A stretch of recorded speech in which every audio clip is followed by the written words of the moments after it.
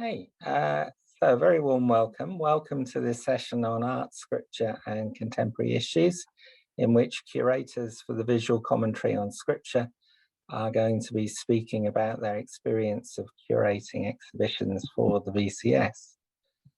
This is all intended to assist us in understanding more deeply the value and potential uses to which the VCS exhibitions can be put by churches. I'm Jonathan Evans, Associate Vicar for Hartedge at Martin in the Fields, and this session is part of Living God's Future Now, the online festival of theology, ideas and practice from Hartedge. We'll be saying a bit more about Hartedge at the end of the session, and my colleague Ben Sheridan will also post information in the chat as we go along. So do have the chat open. And do use it to post any questions or comments that you have for Debbie or about the presentation in the chat as soon as you have them. And then we'll pick those up later in the session for discussion with Debbie towards the end. Please feel free to also use the chat to discuss and share amongst yourselves. We would ask you, though, to keep your mic on mute unless you're invited to speak, as that minimizes background noise for everyone in the meeting and would affect the quality of the recording that we're making. So I want to give a very warm welcome back to Hartedge to Debbie Lure. Debbie contributed to the Hartedge conference held in Edinburgh in 2019. It's a real pleasure to have her with us once again. And in today's session, she's going to be speaking about her experience of curating an exhibition on Proverbs 11 and exploring a little about why she made the choices and decisions that she did, both in relation to text and images. Debbie is a senior lecturer in history of art at the University of Glasgow. And in addition to her specialism in 20th century German art, she's interested in relationships between visual art, faith, and theology. She works extensively as a retreat leader and with churches, clergy, and ordinands to open up the potential of a wide spectrum of visual art in worship, theological reflection, and also in pastoral contexts. So very pleased to be able to hand over to you now, Debbie. We're looking forward to all that you will share with us today. Thank you. Thank you so much, Jonathan. I'm just going to share my screen. Here we go. So hopefully everyone can see that. It's really lovely to be here by the the virtual means of Zoom. I'm sitting in Glasgow at the moment, but it's lovely to be with people connected across the country and beyond, for all I know.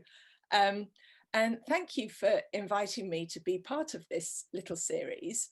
Hartedge is a really exciting festival and organisation to be involved in. And I particularly like the way that Hartedge, what I know of it so far, at least from the festival I took part in Edinburgh and this one, I see it as an organisation that's very open to inviting people from all walks of life to participate in those sorts of conversations. And as Jonathan mentioned, I'm an art historian. I'm not a biblical scholar or theologian primarily. And so I was also very pleased to be invited to write for the visual commentary on scripture, which has been one of the most interesting projects I've been involved with, actually, in recent times. Some of you may already be regular users of the VCS, the visual commentary on scripture.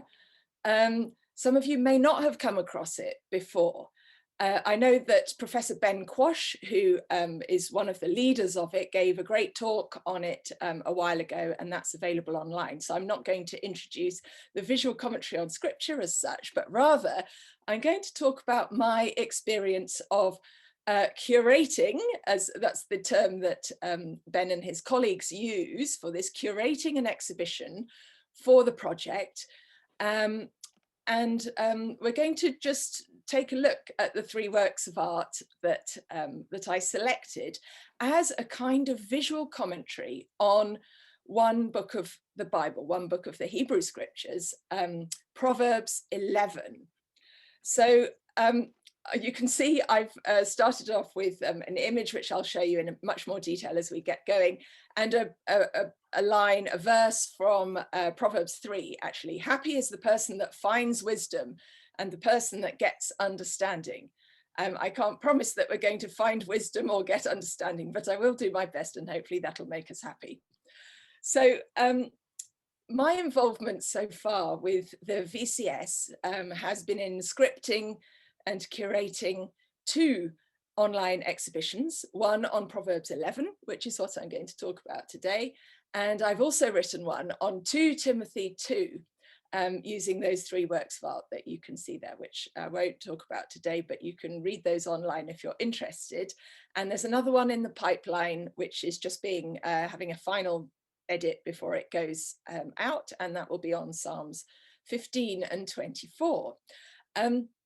I think Jonathan was keen for me to say a little bit about what it's been like working on this project, and I have to say it has been a delight. I found it very creative. From my own perspective, it's brought me into close contact with passages of scripture in a new and interesting way for me as a writer, reading these texts and thinking about them through the artworks that I've put together has been an extraordinarily enriching experience for myself. And so I can only hope that it is for others as well, reading not only the commentaries that I've written, but obviously those of all the biblical scholars, theologians, art historians, and others brought together in the project. So I should say, if I'm completely honest, my my choice of texts was rather serendipitous. What it really boiled down to was that I went for lunch with Ben Quash, and we had a conversation about my contributing to this project. And I heard myself saying, possibly foolishly, I don't mind what you give me to do. I will do anything. In other words, I'll write on any book that you need me to write on, because I thought that I possibly arrogantly thought that as an art historian with a large database of images in my mind, that I would be able to come up with anything for any text that I was given.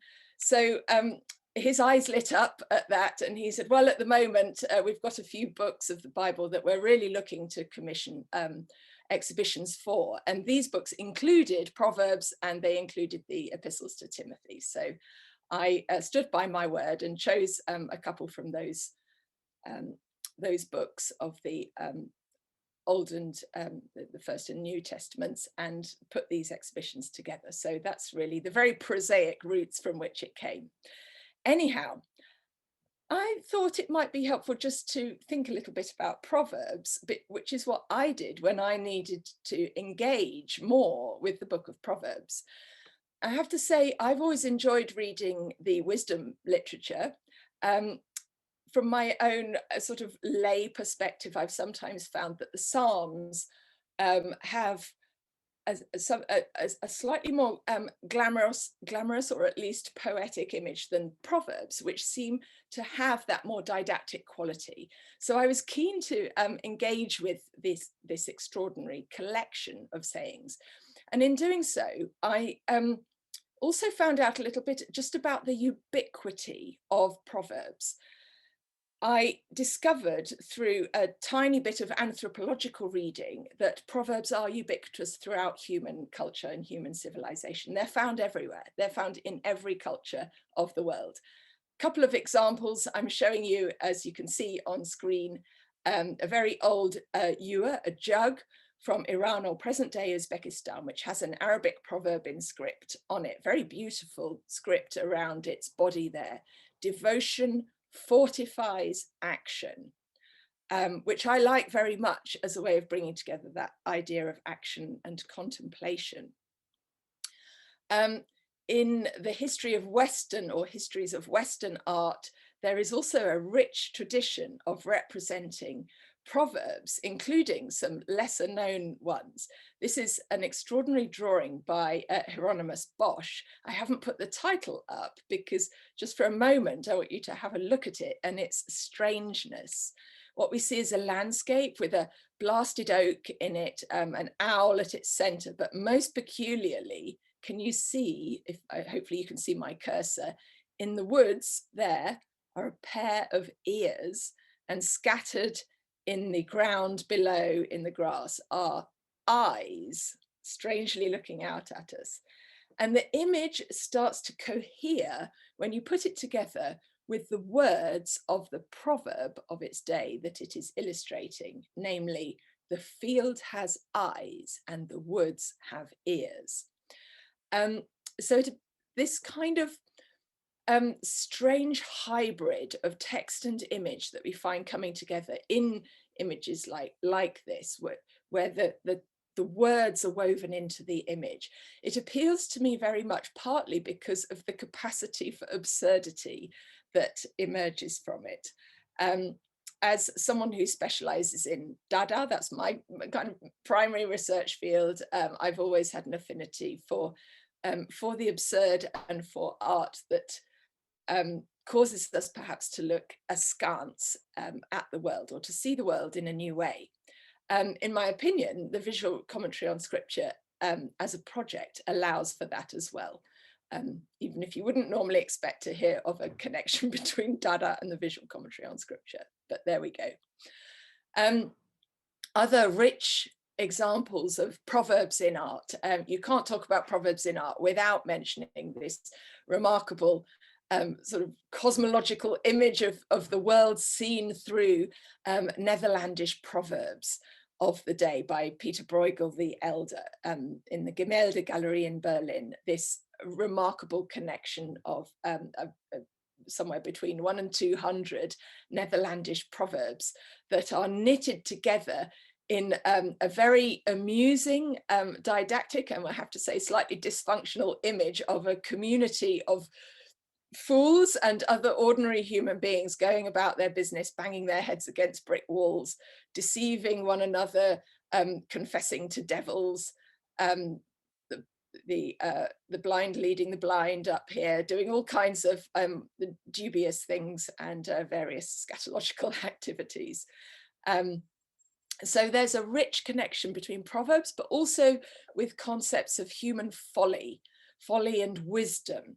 So if we think of the book of Proverbs as a book of wisdom, advice for life, including quite practical advice for life, we have to take account of the human capacity for its opposite, for folly, for living poorly.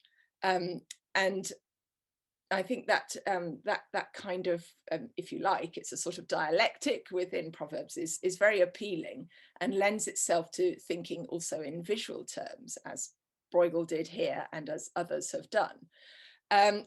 Just a brief mention that also in the 20th century in the European avant-garde, indeed in Dada, we find examples of a kind of engagement with a proverbial tradition. This is a piece by the Dadaist Hannah Hirsch, who has montaged together Dada quotations with images into a kind of house book of proverbs.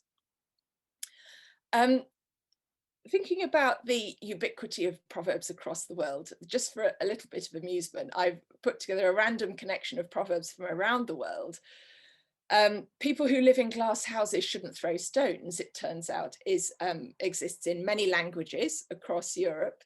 In other areas of the world, there's an Eskimo proverb, very specific to the perhaps to the weather and conditions, the climate of that region. You never really know your friends from your enemies until the ice breaks. A Nigerian proverb, in the moment of crisis, the wise build bridges and the foolish build dams. A Finnish proverb I quite like, love blinds your eyes, marriage opens them wide. In America, a modern proverb, there's no such thing as a free lunch. A Chinese proverb, talk does not cook rice. A kind of saying by a writer I like very much, Thomas Merton, when ambitious ends, happiness begins. Personally, I think that's good advice for all of us in working lives and beyond. And I think finally, my final example is, if at first you don't succeed, try turning it off and on again. So IT related proverb from our contemporary era. Now, the serious point about this, of course, is that you can see that proverbs often hold within them wisdom for life, and they also hold within them often this juxtaposition of opposites, of the wise and the foolish, for example. And I noticed this to be the case with the book of the 11th book of Proverbs, or the 11th chapter of Proverbs, this collection that I was working on for the visual commentary on scripture. And that partly informed my selection of artworks for it and of commentary for it. So thinking a little bit about the VCS, just for those of you who perhaps haven't encountered it, this is the opening page if you go to the website of the VCS, and it contains this extraordinary treasury of text, words, image, scripture from not just the Bible as we know it, the main canonical works, but also the Apocrypha as well. And this notion that underpins the idea of the visual commentary of scripture, of bringing together image and text, is one that I think coheres very well with an observation that I like very much from a book by actually the Hebrew scriptures scholar Walter Brueggemann, a book that he wrote, a terrific book called The Prophetic Imagination. In this, Brueggemann says, the key issue in imagination is the extent to which it is reflective of a given and the extent to which it is generative of a new given. And I like to think that the practice of those who write for the visual commentary on scripture involves both, and in my view particularly this second part, something that is generative of a new given. And I hope that I can explain a little bit of what I mean by that by showing you these examples. The other way into thinking about this concept of commentary on scripture through image, marrying word and image together, is not only because it enables, it opens up the possibilities for reflecting on givens, but also generating new givens, but also I think in really quite profound and important ways, it coheres with another diagnosis that I have found very important in various contexts, in this time by the theologian Paul Tillich, in a book written a long time ago, in which he said, the condition of humankind's relation to God is first of all one of not having, not seeing, not knowing, and not grasping. A religion in which that is forgotten, no matter how ecstatic or active or reasonable, replaces God by its own creation of an image of God. Now, theologically, I think this is a fundamentally important principle or observation or insight. And in my view, one of the strengths of taking this kind of midrashic approach to an engagement with scripture through a plurality of images that are almost chosen by chance, or at least chosen from the perspective of one writer, is precisely actually that it doesn't pin anything down, and it doesn't run the risk of replacing God by its own creation of an image of God, that precisely it holds loosely the terrain of meaning, if you like. That's what I would like to suggest, and it's a kind of caveat into going into looking at Proverbs 11 through these works that I've selected. So let's do that now. I noticed in my reading of Proverbs 11 and some reading of the scholarship around it that, of course, poverty and wealth are crucial themes, sort of pervasive themes in Proverbs in general, but particularly in the 11th chapter of Proverbs. So we find, for example, in verse 28, those who trust in their riches will wither. So one of the themes that I thought about in curating this exhibition was poverty and wealth and the misguided temptation to trust in wealth. This is a very rich theme of ethics as well, it turns out, as aesthetics, if you like. So it drew me fairly naturally to a wonderful little panel by Bosch again. We've seen a drawing by Bosch already, by Hieronymus Bosch. Death and the Miser is a fragment of a dismembered altarpiece. At least that is what is thought by most art historians. So it exists as a fragment in the Washington National Gallery of Art. And there are various theories about which panels by Bosch may have made up the rest of the altarpiece. I can explain a little bit more about that later if you like. But that helps to explain the narrow format, because it's thought to have been one of the wings that would have closed on a central panel.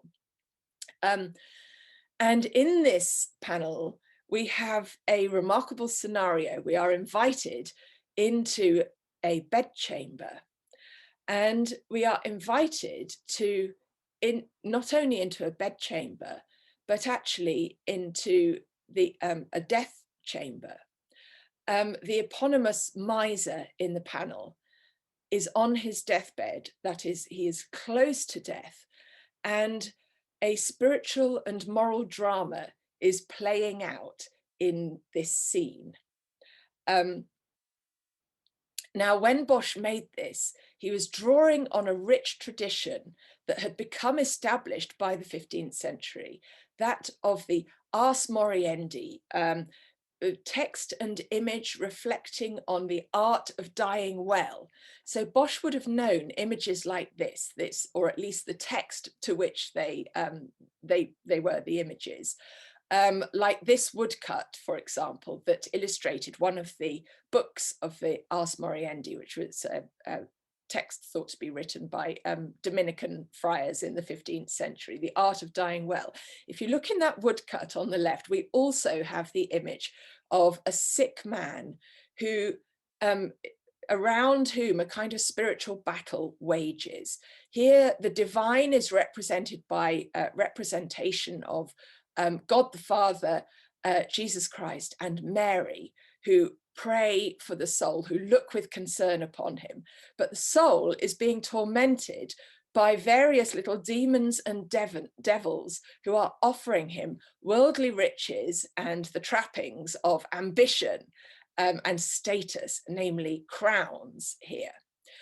In Bosch's panel, the temptation is largely money, and the implication indicated by the title the panel now has, of the miser, is that this man on his deathbed has hoarded wealth throughout his life.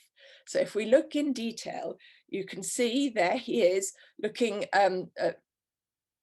rather unhealthy, close to death, and he has around him figures who vie to determine his spiritual fate.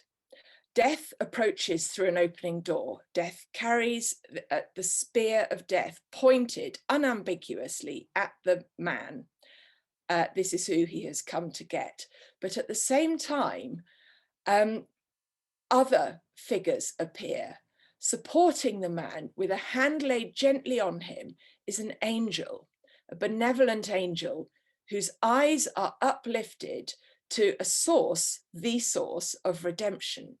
It's a crucifix, an image of Christ on the cross at the source of light, with a shaft of light directed all the way down. And if you follow it, the shaft points directly at the miser's heart, suggesting the possibility of salvation and redemption of heart. And it is also to this divine light that the angel appears, the angel intercedes for the miser. So there is hope, but there is also danger, the danger of temptation, and the danger, it is implied, of potential damnation. There is a rather grubby looking demon up here who also has a spear of a sort in his hand, looming over the bed covering. There's another demon here and here, these little scaly winged creatures. And most insidiously, there's one just down here that is trying to hand the miser a bulging bag of money. And the miser, you can see, it's so brilliant in Bosch's painting that the miser is almost literally torn between these two possibilities. So he turns towards the prospect of both death and salvation as the angel speaks, reminding him of the possibility of salvation. His right hand nonetheless is looking as if it may be reaching out towards that bulging bag of money. In the foreground, at the bottom of the foot of the bed, there's a man in green who seems to be gesturing towards a kind of chest of hoarded wealth. There's another little demon inside there. So this is sinful wealth. And nobody knows exactly for certain who this man in green is, but a speculation is that it might be a representation of the miser in younger, healthier years, a sort of flashback to the past and him hoarding his wealth. And there are various other attributes down here. So, and you can see on the screen 2 verses from Proverbs 11 that led me to think about including this image. Riches do not profit in the day of wrath, but righteousness delivers from death. This is an example of one of these Proverbs verses, one of these proverbs that presents this kind of moral dilemma, the temptation of riches, and also the danger of wrath, and the prospect of the solution or the right decision, the right path to be taken. Righteousness delivers from death. And I think this is an image that rather perfectly encapsulates that. And to remind us again, another verse from Proverbs later on, that the wicked earn no real gain. I find this very resonant in connection with this image, because the wealth that we're being shown in the Bosch painting is very material. It's very materialized. It's in things. It's in heavy bags of coins. It's in metal and rich robes, the rich trappings of this interior. But this is not real gain. In the painting by Bosch, the real gain, the source of real gain, is much less material. In fact, it is symbolized, obviously, by the tiny image of Christ on the cross there, but its medium is light, that which has no substance. And so I think it makes for a rather kind of beautiful analogy between what is, real gain and what is merely material gain on earth. And just to finish up on this little segment, a reminder that this is part of a much wider tradition particularly in the European history of art of this period, the 15th and 16th centuries. And there's a wonderful woodcut series by Hans Holbein the Younger, The Dance of Death, which also shows various earthly sinners at the meeting with death and realizing too late that a life of hoarding it's like a memento mori. A life of hoarding is not going to be enriching in the afterlife. For, as we see here again from Proverbs, riches do not last forever, nor a crown for all generations. And a kind of modern version of that is, you can't take it with you. So moving on to the next panel of our kind of notional triptych for thinking about Proverbs 11. This was actually my starting point for volunteering to do Proverbs 11, because I noticed a reference in this particular chapter to holding back grain. And that immediately made me think of a work of art that I find fascinating and compelling and very much wanted to write about. The verse from Proverbs 11 that it comes from is, "The people curse those who hold back grain." Now, I read this when I was trying to decide which segment of Proverbs to write about and to suggest for the VCS. And I immediately had a kind of visual image of holding back grain from works of art that I that I engage with professionally in my research and in my teaching, namely this work by the Karlsruhe-based sort of peripheral Dadaist Georg Scholz, called Industriebauern, which can be translated as industrial peasants. But the word Bauern is, we could translate either as peasants or as farmers. So it's somewhere between industrial peasants or industrial farmers. It's a very striking work made in 1920 using mixed media. And it was exhibited at the first International Dada Fair at this event here. So it's important, at least in the history of the radical avant-garde and the history of modern art in Europe. But let's look at this image. It's a remarkable family portrait in an interior. Again, we are invited into a home, and we are invited by the artist into the act of reading the moral and ethical lives of the inhabitants of this home. So we are in the company of a family of farmers, a farming family in their interior. There is, we can assume, the pater familias, the head of the family here, this upright male. It's a very traditional family in its hierarchical sort of formation, with the father at the head of the family. A female figure who may be a mother, maybe a grandmother. It could be 3 generations that we're looking at, and a male child down here.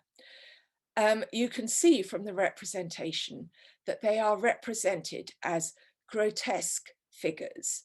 Their features are distorted. Their features are actually not only distorted, but also maimed, wounded in various ways. The father's head seems to have been sliced into. The son's head, even worse, is sliced open so that we can see its emptiness. The mother or the grandmother, the female figure's head, has a screw penetrating into it. And they inhabit an interior with accoutrements around them that suggest the nature of their moral, their ethical, and their political and religious lives. You can see the father is clutching something that might be, has been read as a hymn book or as a Bible, with a radiant gold cross on the cover. In the background is a bust of the recently abdicated Kaiser Wilhelm II, suggesting that these are royalists, that this is a family true to the old German Empire that had just fallen in 1920 to be replaced by the democratic Weimar Republic.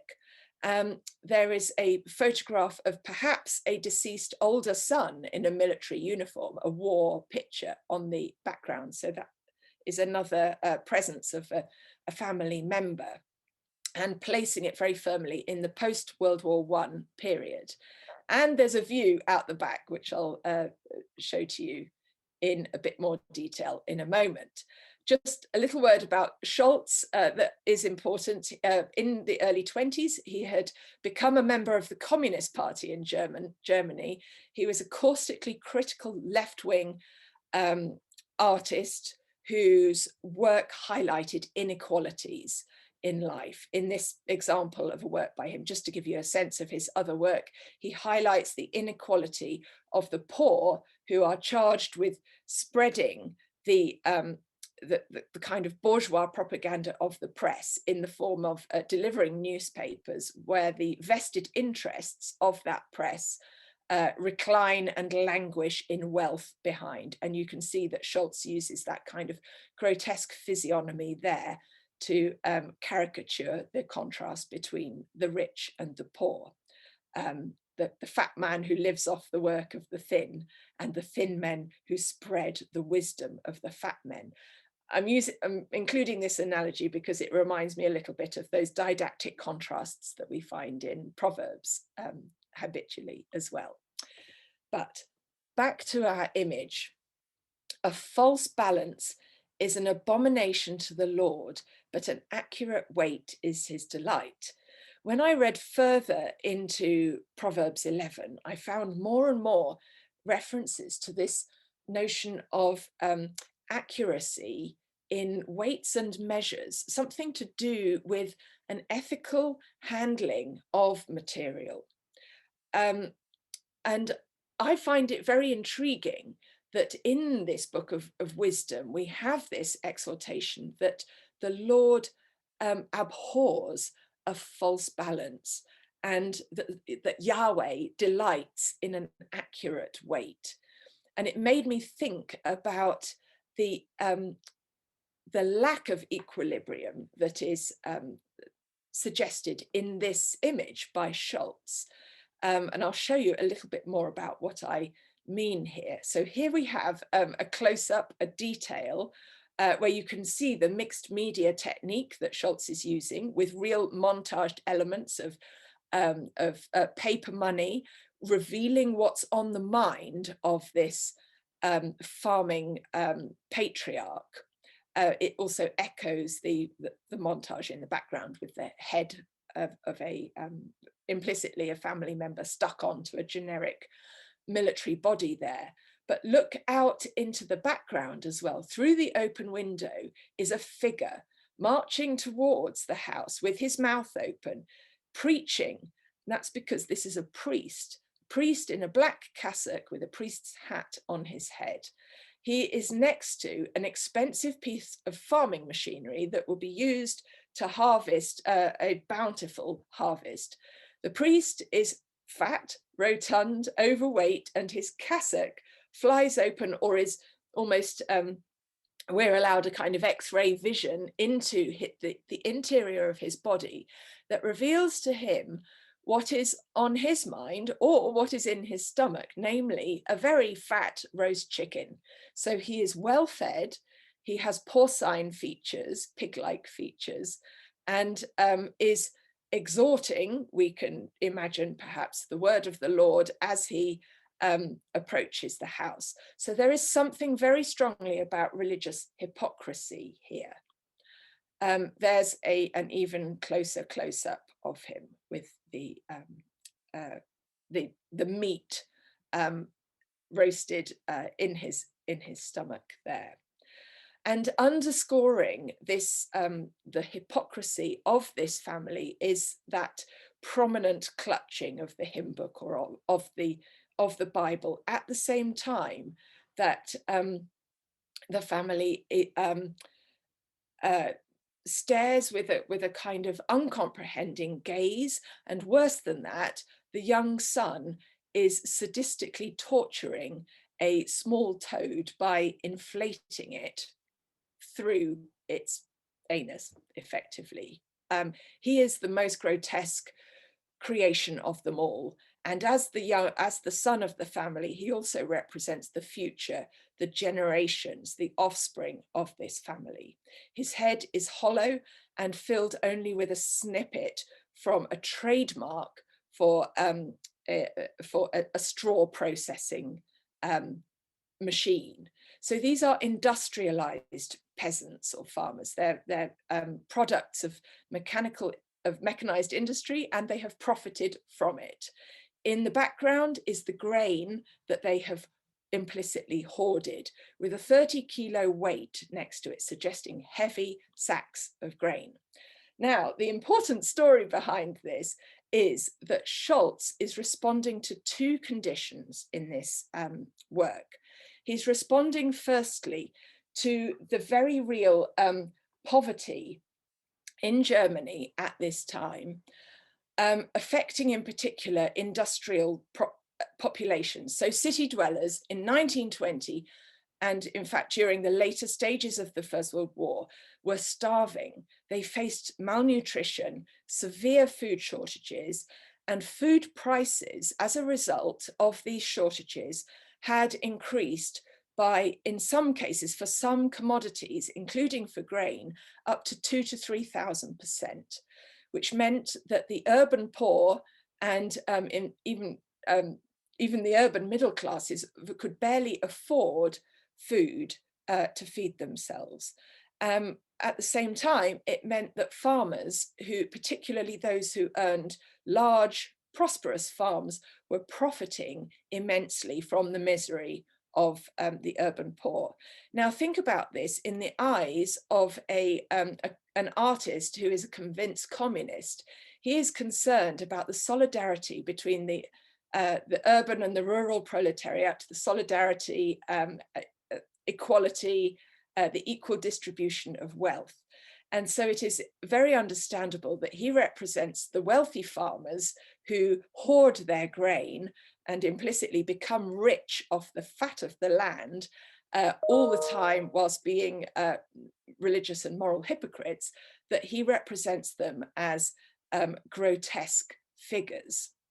But there is one added layer to this, namely a biographical detail, which is that Scholz himself, apparently, he told a story to somebody who recorded the story that after he was demobbed from the war, Georg Scholz, the artist himself, he was once very tired and very hungry and desperately wanted food to feed his family.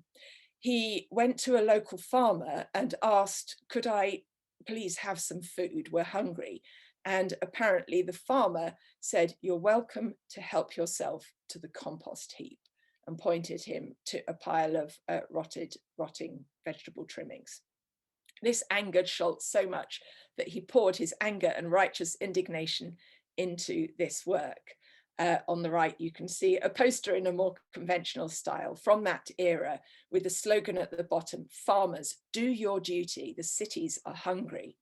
So what I love about this is the sense that the writers, or those who've collected the wisdom, you know, this kind of oral wisdom from those early Jewish communities and brought them together in the book of Proverbs, are thinking and responding, I think, in a way that is very analogous to the outrage of those who observed such iniquities in 1920 or in 1918. And I love that kind of sense in which a work of art like this, I think, can bring us closer to the contemporary relevance of such a work. The issue of hunger was dealt with by other artists at the time. I won't talk about this one just for time's sake, but Max Beckmann is another example. And there is an interesting presence here, just mention of a figure that some commentators read as possibly a Christ figure, or maybe John the Baptist because of the lamb that appears to be at its feet, but we'll leave that question for another time. My final work of art to look at in relation to Proverbs 11, I chose in response to another motif in this chapter, namely that of the straight way, the straight path, as a kind of metaphor for the upright moral life, the life that is pleasing to Yahweh. And it made me think of a seminal work of art from the late 1960s by the then very young Richard Long, a sculptor who's gone on to, is still working, has gone on to have a very long and illustrious career. But this early work that he made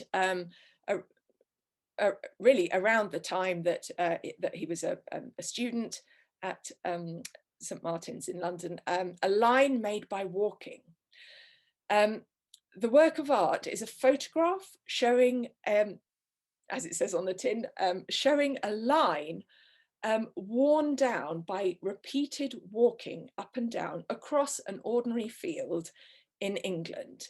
It has a little inscription at the bottom down here on its mount, a line made by walking, England, 1967.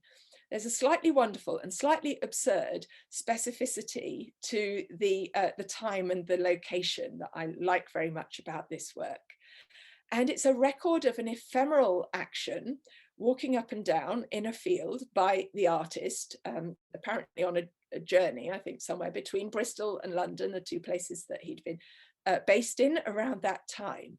And what we're seeing is a trace of the artist's body in the landscape, his footsteps going up and down in this straight line.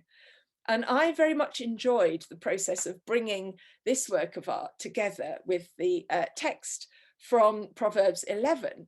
And again, as I thought about this and looked at both the work and the text, I noticed more and more how much the sort of image of bodily rectitude, the upright gait, for example, featured as a kind of description, an implicit description of rightness of living.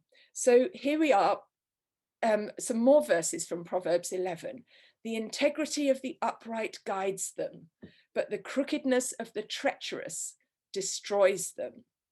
The righteousness of the blameless keeps their ways straight, and by the blessing of the upright, a city is exalted. So we have this didactic juxtaposition of the straight and the crooked. And you'll notice, of course, that I've taken this a little bit literally here. The straight way is metaphorical, doesn't literally mean that we all must walk in a straight line. But I rather enjoy that kind of that little sort of hint of literalism here. I don't know if you do, but I quite enjoy that here.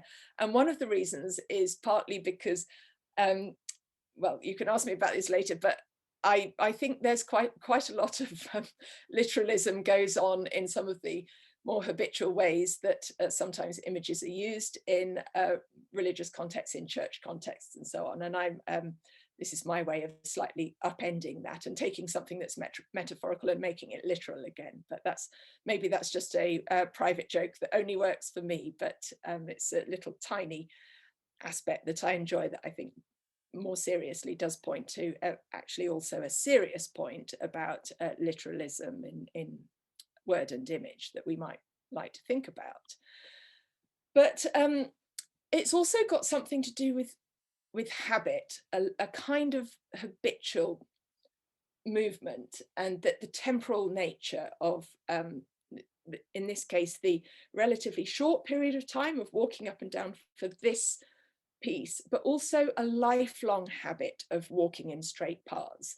Richard Long himself said quite recently in 2015, the fact that over the subsequent years, I have walked in straight lines for other reasons over different distances in different landscapes around the world gives that work a real significance to a point of view which I have followed all my life.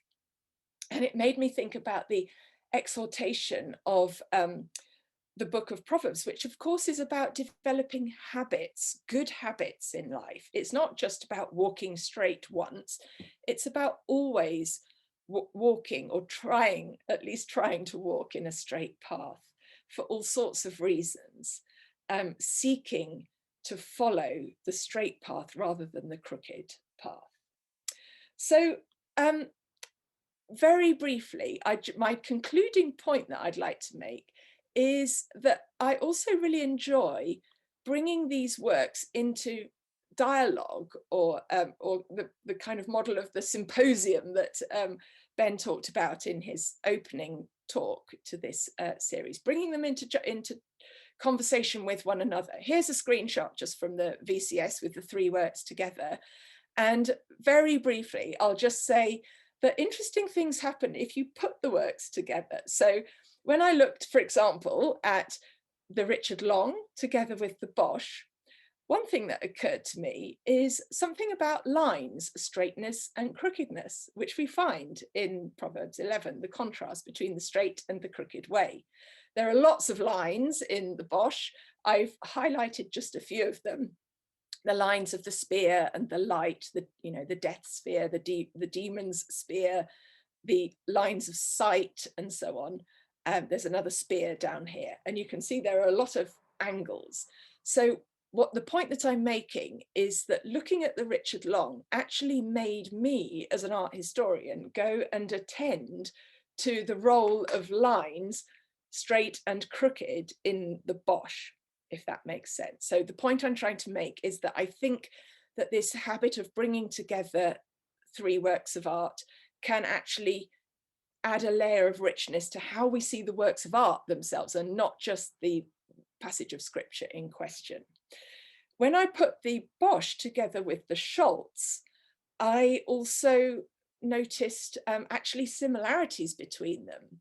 A domestic interior, the presence of past and future, the objects in the interior speaking of the inner lives of the inhabitants, and also the grotesque visual register used by both Bosch and Scholz, who is a kind of inheritor of a Boschian tradition, if you like, in a modern context.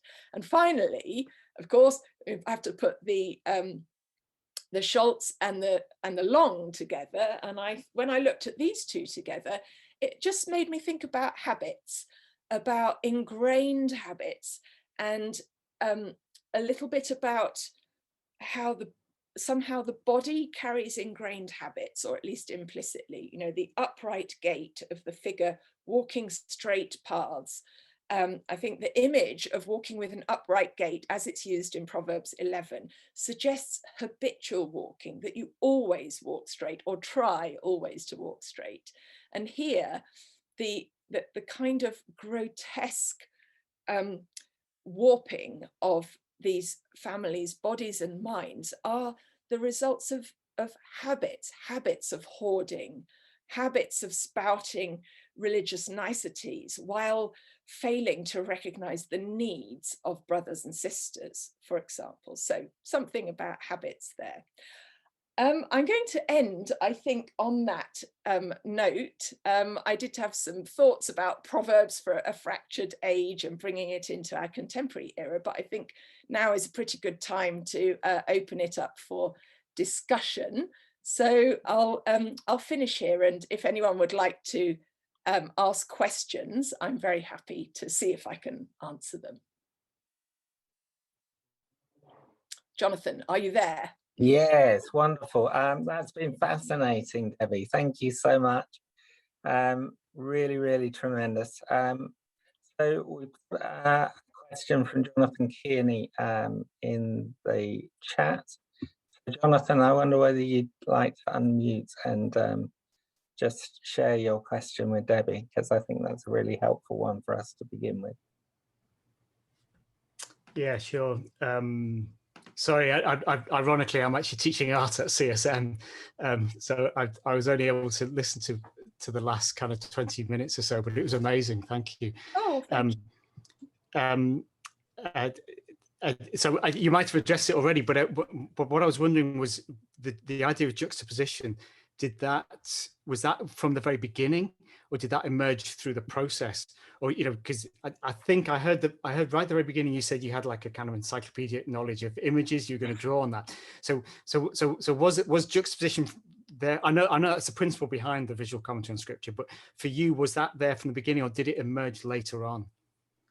Thank you. That's a great question. I would say that it was there from the beginning, in that I thought from the beginning about how much, at least I would enjoy bringing these 3 images into a kind of, whatever the word is for a 3-way dialogue, a trialogue.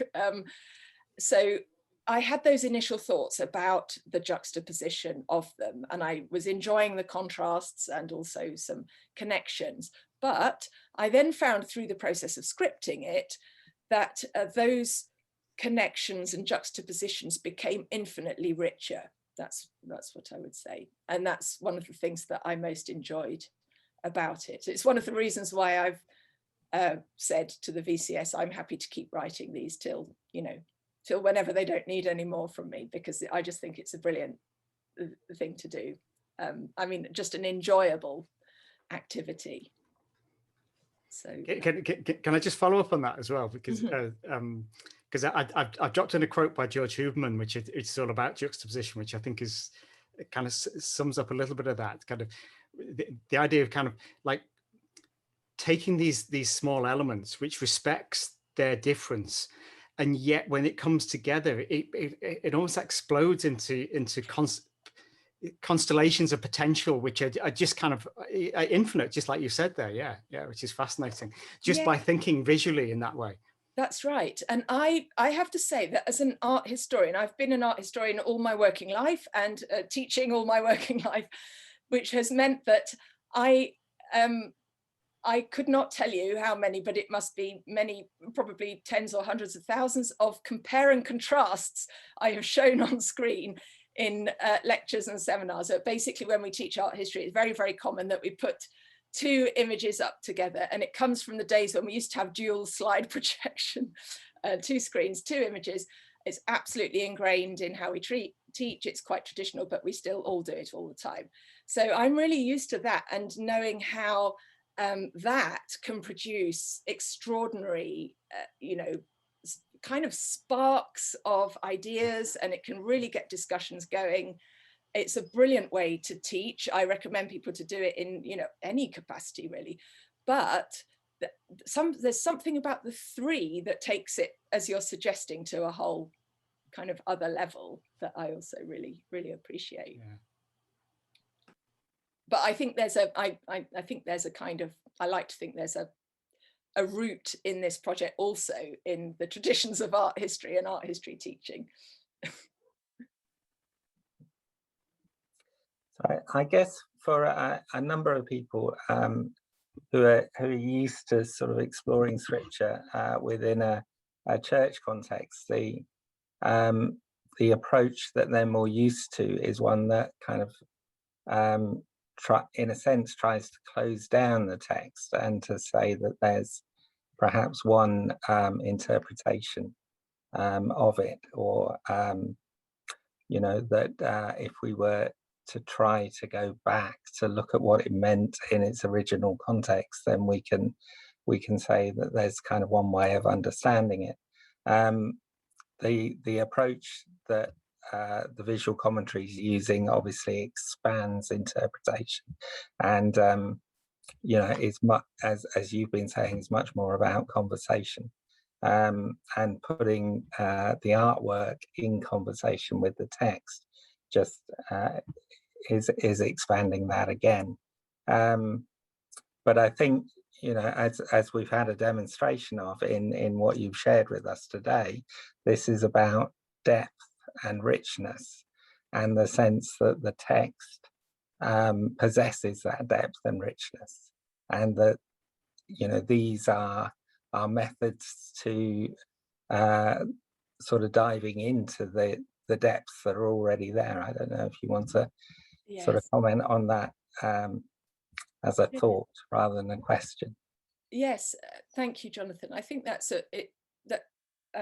a very I think you're absolutely spot on. It's a very insightful thought that that there is this enriching that's involved. And I think also your comment at the beginning about how some teaching or work, perhaps with scripture, let's think of, Bible study or whatever else, can sometimes risk veering into that territory of, what is the meaning, a kind of monolithic meaning that it's our job somehow to discover, and that if we get it wrong, that's terrible, and my job is to try to ascertain the right meaning, and that's it, and then tick, we're done. I think that is one of the least creative approaches to any engagement with scripture, but I'm sure it's one that nevertheless prevails in some contexts. And I really think that introducing the visual, whether it's works of art or even visual images more widely, other visual images more widely, can do an immense service in enabling and emboldening engagement with the text that is more open and more creative. And I've been present at conversations in churches and so on, where we've had discussions where if you introduce visual imagery, you find that the discussions are bolder and sometimes deeper as well. And it's partly because people are able to respond to the visual as well as to the word. And there's something about the visual and its very lack of wordiness, the eloquence that resides in the visual without words, that unlocks, I think, new layers of interpretation, new hermeneutical layers, if you want to, you know, be pretentious, but and that can be extremely liberating for people. At a really practical level, it can also mean that some people feel more comfortable, perhaps, or freer in responding to an image than necessarily to a text. I mean, depending on who they are. You know, if they're a biblical scholar, then maybe not. But for some people in various groups, that may be the case. And so I think that bringing the images to bear on the text is almost never an arid thing to do. It's almost always generative. So Martin, in the fields we run, and as part of the Heart Edge program, we run a course called Inspired to Follow, which puts paintings from the National Gallery together with Bible passages. We start by looking at the painting and just by saying what we see in the painting without any reference to the Bible passage. And then find that opens up a whole series of different ways of thinking about the Bible passage, from the ones that we might originally begin with if we were just to approach the text as text. So you do that with the originals in the National Gallery? Yes, that's right.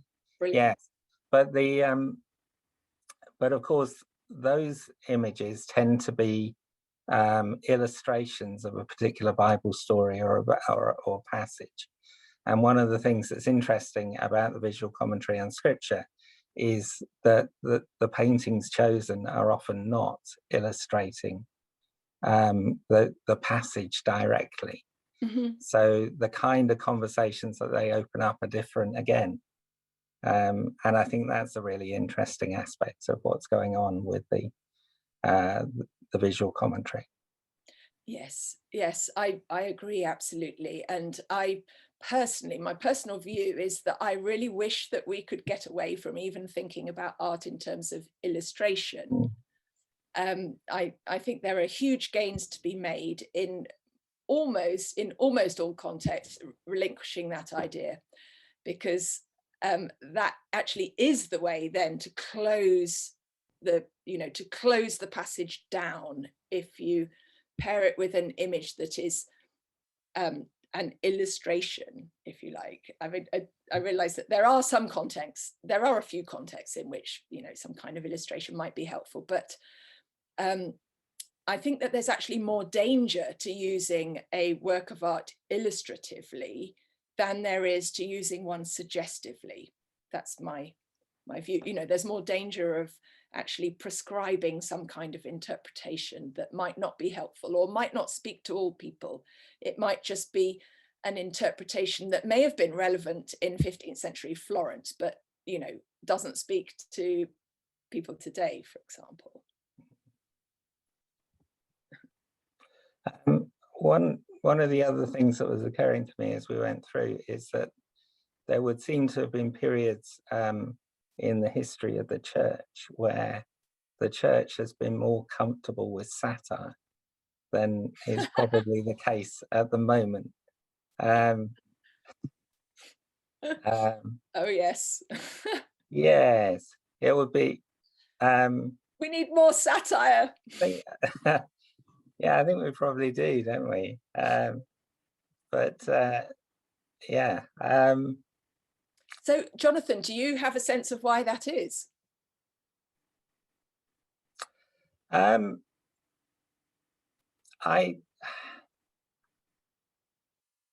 think it's in part about a timidity on our part, isn't it?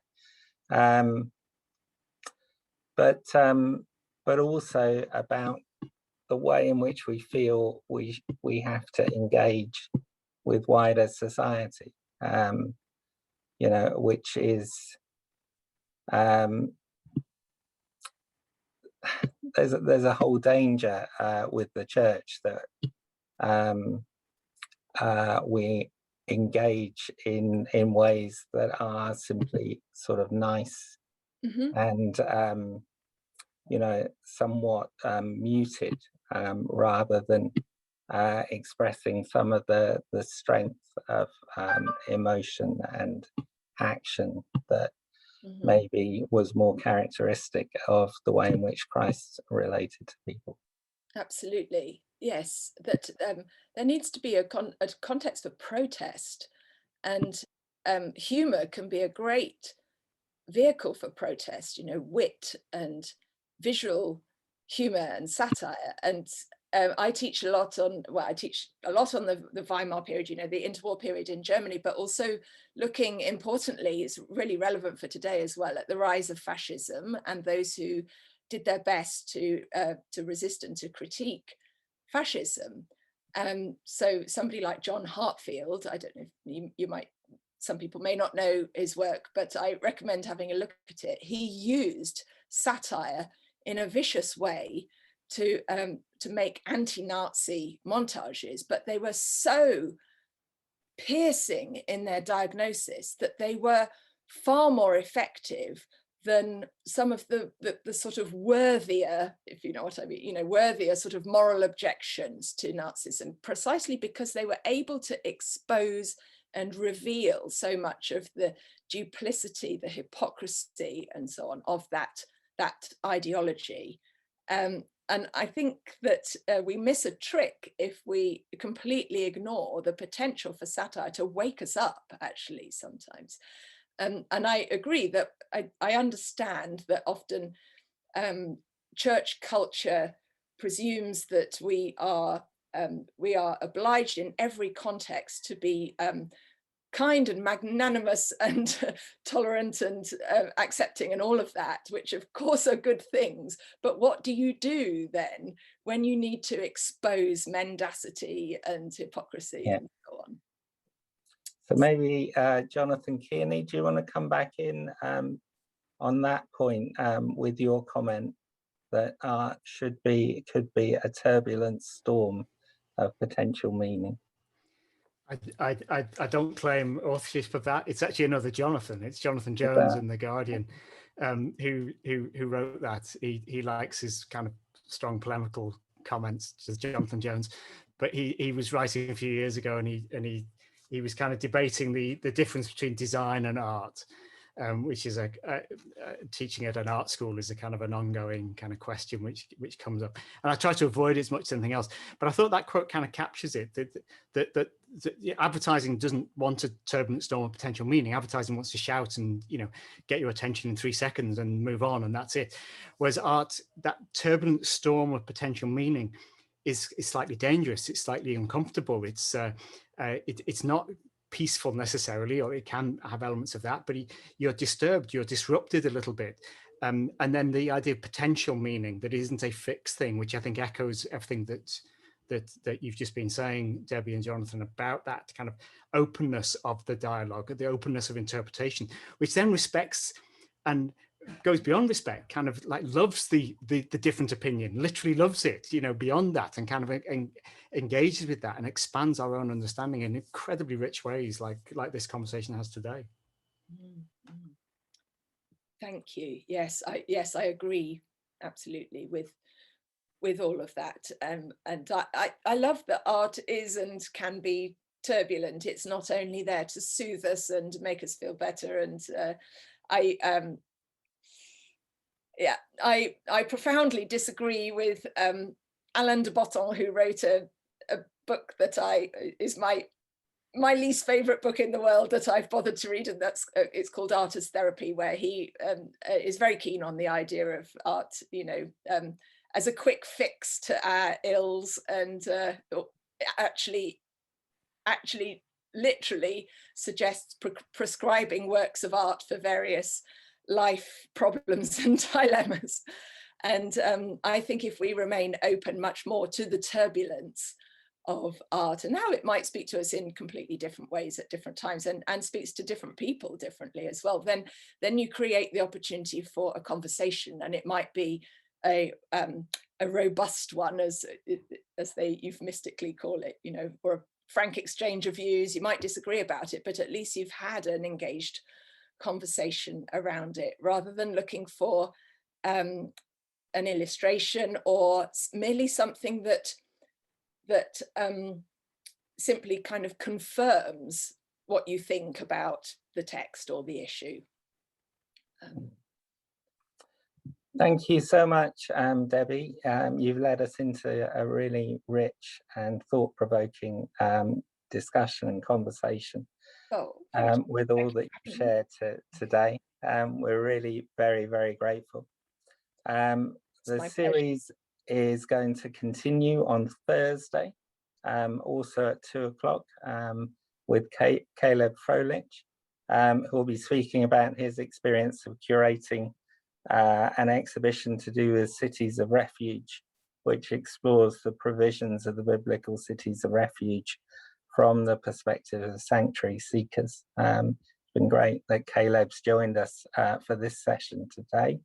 And then on Tuesday, the 25th of May, the last in this series, with Susanna Snyder, talking about her experience of curating an exhibition on chapters 3 and 4 of the Book of Ruth, looking especially at how we respond to those who are refugees.